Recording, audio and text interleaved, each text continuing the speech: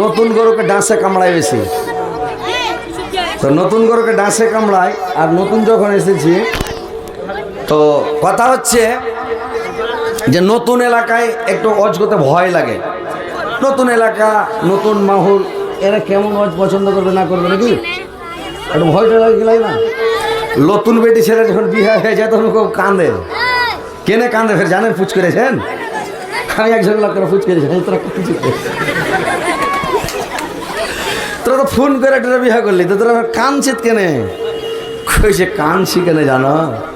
যে যাব এক দেশ থেকে এক দেশ, এক জায়গা থেকে আর এক জায়গায়, এক পরিবার থেকে আর এক পরিবার, এক ফ্যামিলি থেকে আর এক ফ্যামিলিতে, ওর মিজাজ কেমন, শ্বশুর কেমন হবে, মানুষ হবে না ও চান্ডাল হবে, ও স্বামীটা ওর মিজাজ কেমন হবে, মানুষ হবে না আজরাইল হবে। ও একজন বিয়ে করে এসে বিয়ের দিন ব্যাস রাতে সিগারেট দিয়ে ওর হাত পুড়েছে, মানে সিগারেট ধরিয়ে দিয়েছে, হাত পুড়েছে। এরকম মানে কতগুলা জাল্লাদ হয়ে যায়। ওই জন্য মেয়ে ছেলে একটু কাঁদতে কাঁদতে যায় যে কেমন হবে, কি হবে, মন মিলবে কি না। তো ওইরকম নতুন এলাকায় জালসা করতে গেলে হয় একটু মানে ধকপোচ হয়। তো ইনশাল্লাহ এটা সোশ্যাল মিডিয়ার যুগ, এটা হচ্ছে আপনার ইন্টারনেটের জামানা। আপনারা বসেন, কিছু যুবক ছেলে এরা সব শুনতে চাইছে ইউসুফ জুলেখার কাহিনী, যে ইউসুফ জুলেখার কেসা শুনবে, মানে এই যে প্রেম প্রেমিকার গল্প, এর মধ্যে ভাই অনেক শিক্ষা আছে। মনে করেন খালি প্রেমের গল্প।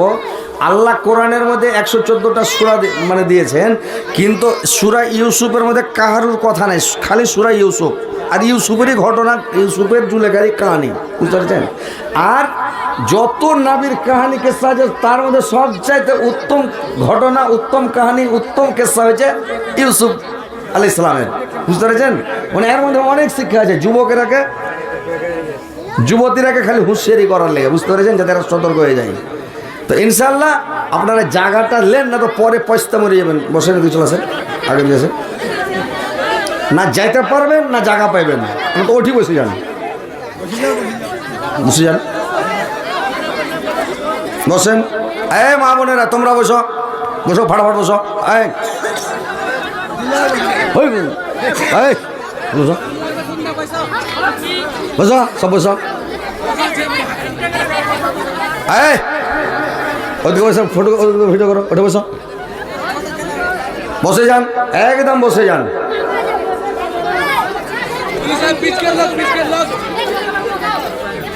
সব বসে যান, একদম বসে যান। এদিকে আগা থেকে জায়গা আছে যে ভাই, এদিকে জায়গা নেন, চলে আসেন। সোনা বন্ধু সোনা নাগর, আমার কথা শোনা না, তিনি মাদার দায়ার নবী, তাকে তোমরা চিনো না, তিনি মাদার দায়ার নবী, তাকে তোমরা চিনো না।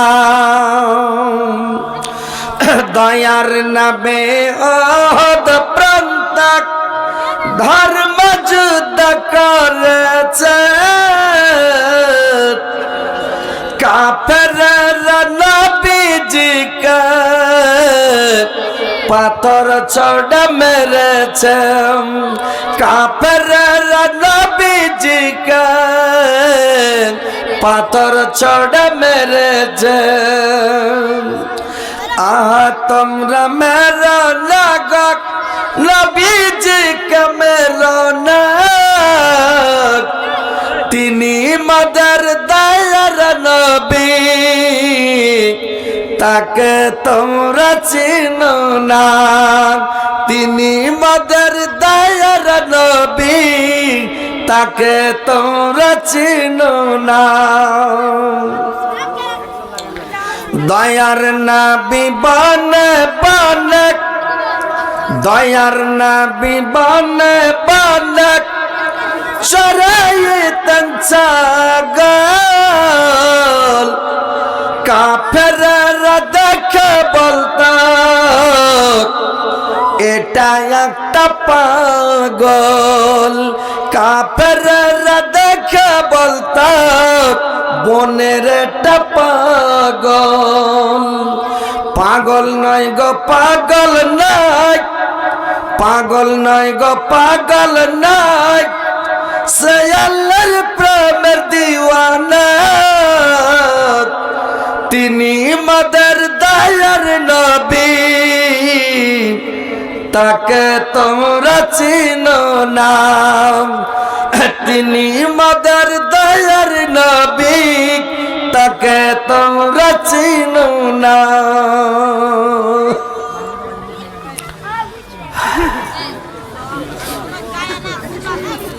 তাও বসলেন না?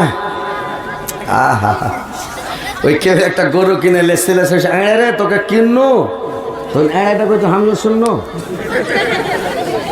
তখন কিছু খেয়েটা হালে বহিস, তখন এড়াটা কিছু হানিটাকে কহিস। তো এরকম কিছু চাংড়া পিলা আছে, এরা বসবে না, এরা যতই কহ কহ হানিটাকে কহিস খাড়ি। তো ঠিক আছে ভাই, বসে থাকেন। তো কথাটা কি বলছিলাম, যে এটা সোশ্যাল মিডিয়ার যুগ, আর আমি কোরআনের হাফেজ নই যে আমি আপনাদেরকে খালি আয়াত পড়ব তর্জমা করে বুঝাবো। আমি হাফিজ নই, বুঝতে পেরেছেন? আমি আপনাদেরকে কাহিনী শুনেছি, মাঝে মধ্যে আয়াত পড়বো, আপনাদেরকে শোনাবো। যদি আপনাদেরকে ভালো লাগে বসে শুনবেন, আর যাকে ভালো না লাগবে উঠে চলে যাবেন, বুঝতে পেরেছেন? কিন্তু বক্তব্য চলাকালীন কেউ ডিস্টার্ব করবেন না ভাই, এটা সোশ্যাল মিডিয়ার যুগ। বসে সুন্দরভাবে বক্তব্যটা শুনবেন, বুঝতে পেরেছেন? তো যাই হোক, আপনারা বসেন, আপনাদেরকে আমি শোনাচ্ছি, কথাগুলো মন দিয়ে শোনেন। যে আমার আগে একবার একটা ভিডিও ভাইরাল হয়েছিল, সব অডিও তো মানে এমনি MP3 বাজাইতো আর কি, লোক চারোদিকে চলতো। ওই যে ওর পুরুষটার নাম হচ্ছে রহমাতুল্লাহ। তো আজ্ঞা যুগার বেটি ছেড়া স্বামীর নাম বলবে না, ওই লেগে বলতো যে মানে রহমাতুল্লাহ কইবে না, তখন কইতো সালাম, নামাজ ফিরা সালাম ফিরছে, আসসালামু আলাইকুম জামালউদ্দিনের বাপ, আসসালামু আলাইকুম জামালউদ্দিনের বাপ। এটা শুনেছিলেন মোবাইলে? এটা চলছিল, ভাইরাল হয়েছিল। আর একটা গাজাল ভাইরাল হয়েছিল, ফার্স্ট গাজালটা আমি বলছিলাম। এক সময়ে আল্লাহর নবী গায়বী খবর পাইলেন, আজরাইল নবীজি কে মধুর সুরে ডাকিলেন। এই গাজালটা দিয়ে শুরু হচ্ছিল আর কি। তো ওখানে 7 রাত জীবনী করেছিলাম মালদাতে, এই আর এক রাতই ভাইরাল হয়েছিল মোবাইলে। তো ইনশাল্লাহ আপনারা শুনেছিলেন যে ইয়াকুব থেকে শুরু করে ইউসুফ চলে গেল, যে মানে কুয়া থেকে উঠিয়া ওর মার কবর পর্যন্ত গেল। আর কবরের কাছে যাওয়ার পরে 3 ঘন্টা জমে গেল, শেষ হয়ে গেল। এখানেই মানে ভাইরাল হয়েছিল আর কি। কবরের পরে আর ঢুঁড়ে পায় না, লোক ঢুঁড়ছে ঢুঁড়ে পায় না, ঢুঁড়ছে ঢুঁড়ে পায় না। তারপরে তখন ওই কবরের কাছ থেকে আর এক পাঠ চালু হলো, একবারে জেলখানা পার করে, মানে জেল থেকে বের হয়ে গেল।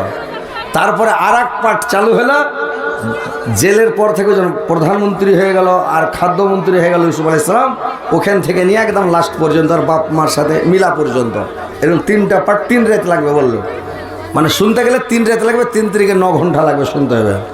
তো যাই হোক, আমি মধ্যেকার পাঠ বলছি ওই কবরের পর থেকে, নাকি ওখান থেকে শুনলে ইনশাল্লাহ একটু ভালো লাগবে, নাকি ভাই?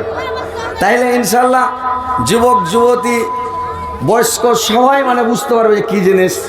আর এর মধ্যে অনেক শিক্ষার বিষয় আছে ভাই, অনেক জ্ঞানের কথা আছে, বুঝতে পেরেছেন? এই জন্য আল্লাহ এটা দিয়েছে, না তো দিত না। এতগুলো 1,24,000 নবী, কিন্তু মাত্র 24-25টা নবীর কথা পাওয়া যাচ্ছে, বাদ বাকি 1,24,000। কে বলছে যে 2,24,000 অতগুলো নবীর কাহানি জানে। তো কোরআন আরো মোটা হইতো, পড়তে পড়তে মুলবিরা বুড়া থস্ত মরে যেত, বিয়ে শাড়ি করতে হতো না। হ্যাঁ, আগে জীবন শেষ হইতো পড়তে পড়তে, এত মোটা কোরআন হলে, বড় কোরআন হলে শেষ পড়তে পড়তে। এখন তো 10-12 বছর পড়তে হয়েছে, 10-12 ক্লাস, তখন 20-30 ক্লাস পড়তে হতো। তো এইরকম ব্যাপার। তো যাক, আলহামদুলিল্লাহ, বসেন, শান্তিভাবে শোনেন। আর লাল চা কিন্তু একদম হ্যান্ডা করে জোগাড় করতে হবে, একদম আদা পাতা দিয়ে বানিয়ে গোলমরিচ দিয়ে হ্যান্ডা করে রাখবেন, বুঝতে পারলেন? মাঝে মাঝে একটু খুকাখুকি করলে দিয়ে দিবেন। হ্যাঁ, আমি খালি গলা খেয়ে দিলে বুঝবেন যে চা লাগবে করে ওখানে। এবার শান্তিভাবে হই হাল্লা করে না বসেন, শুনেন। যখন ইউসুফ আলাইহিস সালাম কে মানে মালিক বিন জিগার ওর 10 ভাইয়ের কাছ থেকে কিনে নিয়ে চলে গেল, যাওয়ার পরে মিশরে এলান হয়ে গেল, সারা দেশের লোক জেনে গেল যে মালিক বিন জিগার একটা গোলাম নিয়ে আসছে, এত সুন্দর চেহারা খালি ফাইটা পড়ছে। তো যত দেশের লোক ছিল, যত যার টাকা পয়সা ছিল, সব নিয়ে একদম বাজারে সব দৌড়াদৌড়ি শুরু করে দিলে। তো দৌড়িয়া যখন সব চলে গেল, যাওয়ার পরে একটা বুড়ি চরখাতে দড়ি কাটছিল। দড়ি চরখা বুঝে?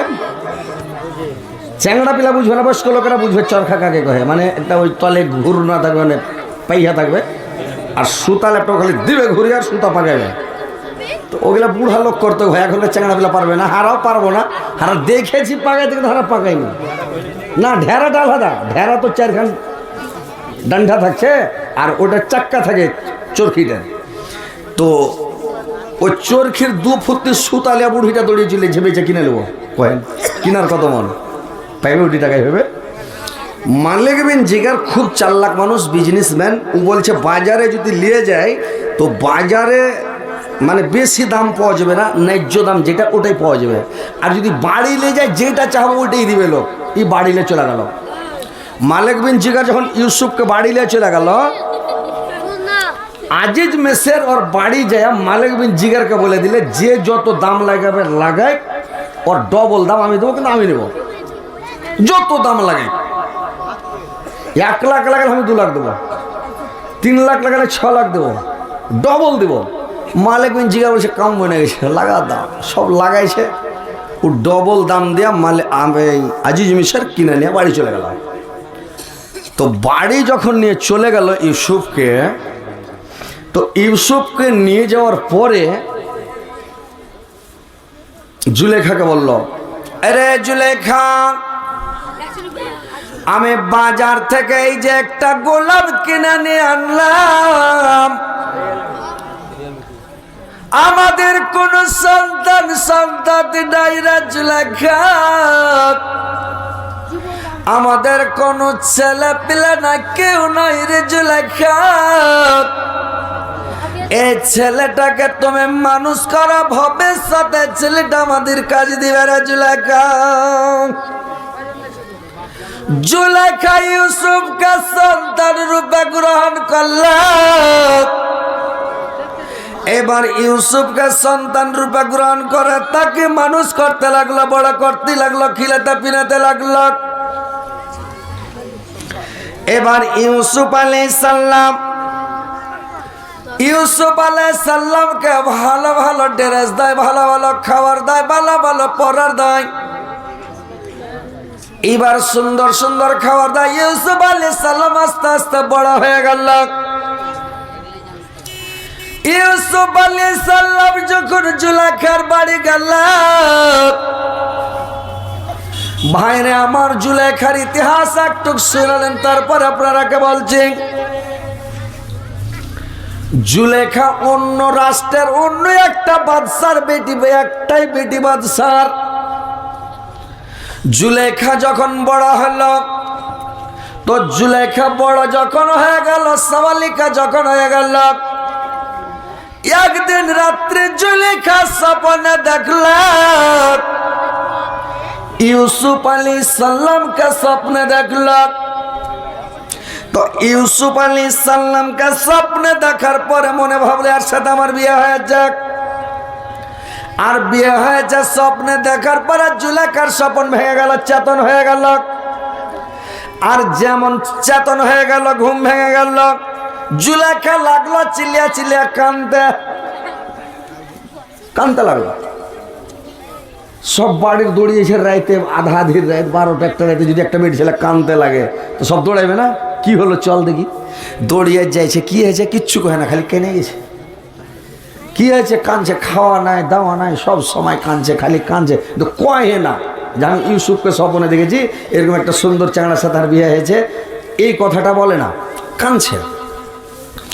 দেখতে দেখতে যখন এরকম কানতে লাগলো, ওর বাপ নিয়ে যে ওকে পাগলখানায় ছেড়ে দিলে, ব্রেন শেষ হয়ে গেছে। আর পাগলখানাতে 1 বছর থাকলো। 1 বছর থাকার পরে পাগলখানা থেকে জুলেখাকে যদি বাড়ি এলো, বাড়ি এসে 2-4 দিন হয়েছে, ফের রাতে স্বপ্ন দেখাচ্ছে যে আমার মানে ইউসুফ বলে না, ও বলছে আজিজ মিসের সাথে আর বিয়ে হয়েছে, আর ইউসুফকে স্বপ্নে দেখছে আর নামটা শুনছে আজিজ মিসের। তো তখন কাঁদতে লাগলো, কাঁদতে কাঁদতে তখন কাঁদে। তো ওর সেহলি, ওর সাথী, সঙ্গিনী, ওর সহিগালা সব পুছ করে, জুলেখা কেনে কাঁদছো, কি হয়েছে, কি ব্যাপার, কেনে কাঁদছো? কিছু কয় না, খালি কাঁদছে। লাস্টে ওর বাপ পুছ করছে, মা পুছ করছে, তুই একটা বেটি, কত আশা করে আল্লাহর কাছে চেয়ে লেছি, আর তুই যদি এরকম পাগলির মতন করিস তো জেতকুল থাকবে, আমি একটা প্রধানমন্ত্রী, এই দেশের একটা বাদশাহ, তুই কাঁদছিস কেনে কহা? তখন কয়েছে চ্যাংড়া পিলা যখন বিয়ে করার মনে হবে তখন ঘরে যা লক করে শুধু ওর বাপ কহবে কামে জানে না, চালা করে না, ভাত খেলে না, কিছু কহে না। ওর বাপ রেগা তখন কইছে বিয়ে করবি না কিরা? তখন ঘর থেকে আমি কি মানা করছি নাকি বিয়ে করার মনে? তো চ্যাংড়া পিলা বিয়ে করার মনে হলে এরকম করবে। জুলেখা কাঁদতে কাঁদতে বলতে লাগলো, মা আমি স্বপ্নে দেখেছি একটা ছেলেকে খুব সুন্দর, কিন্তু ছেলেটার নাম আজিজ মিসর, ছেলেটার নাম আজিজ মিসর, ছেলেটা মিশরের ছেলে, খুব সুন্দর, কিন্তু আমি স্বপ্নে দেখেছি ছেলেটার সঙ্গে আমার বিয়ে হয়েছে। যদি ওই ছেলেটার সঙ্গে আমার বিয়ে দাও মা, তাহলে আমি খানা পানি খাবো, আর যদি আজিজ মিশরের সঙ্গে ওই ছেলেটার সঙ্গে বিয়ে না দাও তাহলে আমি কিছুই খাবো না, শুকিয়ে শুকিয়ে মরে যাব। বাদশারকে জুলেখার মা যায় জুলেখার বাপকে বলল, বাদশাহ আপনার বেটে স্বপ্নে দেখেছে মানে মিশরের আজিজ মিশরকে, ওই আজিজকে বিয়ে করবে, কিন্তু স্বপ্নে দেখেছে ইউসুফকে নাম করেছে আজিজ। খবর পাঠালো, চিঠি পাঠালো, আজিজের বিয়ে শাদী হয় না রে ভাই। এবার আজিজ রাজি হয়ে গেল, একটা মানে বাংলাদেশের প্রধানমন্ত্রীর হাসিনার বেটির সাথে যদি বিয়ে হয় কত হবে কুদবে, ছুটলো, বিয়ে শাদী করতে চলে গেল, বিয়ে হয়ে গেল। আগা যুগে বিয়ে হলে ভাই দেখা দেখি হইতো না, হইতো বাপ যেটা পছন্দ করলে ওটাই বেটা করবে বিয়ে, নাকি? কানা হোক, কানি হোক, নাংড়া হোক, লুল্লি হোক, হ্যান্ডিক্যাপ হোক, দাঁত বড় হোক, চোখ বড় হোক, যেমন হোক, বাপ যেটা চয়েস করলে বেটা ওটা করে নেবে। দেখতে যাওয়া যায় কোনো সিন নাই, আর এখন লক করে যাইয়া দেখে চলে আসছে। আর বাপ দেখতে যে বেটা ওর কাছে সতে গেছে। এখনকার নতুন জামানায় সব বহু দেখতে যা মোবাইল টিপা টিপি করছে সবাই, ওই ছড়াই সারা দিল করে নাম্বার লেলে ছেলে নতুন জামানা রে ভাই, কি চলছে এখন বর্তমান। এইবার ওই জামানায় দেখা দেখি হতো না, বিয়ে হয়ে গেল, নিয়ে চলে এলো। বাদশাহ দান পুনাইলে আমাকে বাদশার ব্যাপার দিয়ে দিলে, আজিজ মিসের বিয়ে করে এলো, বিয়ে করে এসে এইবার বেসর ঘর দিয়েছে, হুবে তো খালি কুদছে জুলেখা, বাপরে যেটা আজিজকে স্বপ্নে দেখেছি কাম হয়ে গেছে। দেখেছি ইউসুফকে নাম বলছে আজিজের। এইবার ঘরে জুলেখা যা বসে আছে, হুবে কুদছে। এইবার যখন সব শামস উঠে গেল রে ভাই, গোটা বাণী যখন সব শামস হয়েছে, তখন লাস্টের বেলা এইবার আজিজ মিসের ঘরে ঢুকলো, ঘরে বাতি জ্বলছে। আর এইবার করেছে কি মানে, এইবার যখন ঘরের মধ্যে বাতি জ্বলছে, এইবার আজিজ মিসর যেমন ঘরে গেছে, আর জুলেখা দেখে লেছে আজিজকে, ই ঘরে ঢুকে হুড়কা লাগিয়েছে, খিল ঢুকে দিলে। তখন জুলেখা বুঝে গেল এটাই আমার স্বামী, এটা ছাড়া কে হবে? ও এসে যে কপাট লাগাইছে, খিল ঢুকছে, অন্য লোক তো লাগাবে না, এটাই মনে হয় আমার স্বামী। আর আজিজ মেসের একবারে মুদ্দেরা মুখ খাবার, চুল নাই, দাড়ি নাই, মোচ নাই, কোনো কিছু নাই, চোখের ভুরু টুরু নাই, সব টাকলু হয়ে আছে। আজিজ মিসরের চুল নেই, চোখের ভুরু গলাও নাই, দেখলাও নেই, আর মোচও নাই, দাড়িও নাই, শাল্লুক মুখা দেখি মুদ্দেরা লাগছে। জুলেখা মুড়ি নিচে করে কাঁদতে লাগলো, আল্লাহ কি করনো? যাকে স্বপ্নে আমি দেখলাম, যার জন্য কাঁদলাম, কত আশা করে বিয়ে করলাম, আর ওইটা স্বামী লয় তো মুদ্দারা মুখা, কি করে একটা মুখ দেখাবো, আর কি করে জিয়ে রুচর ঘর সংসার করবো রে আল্লাহ, ইক্কাই না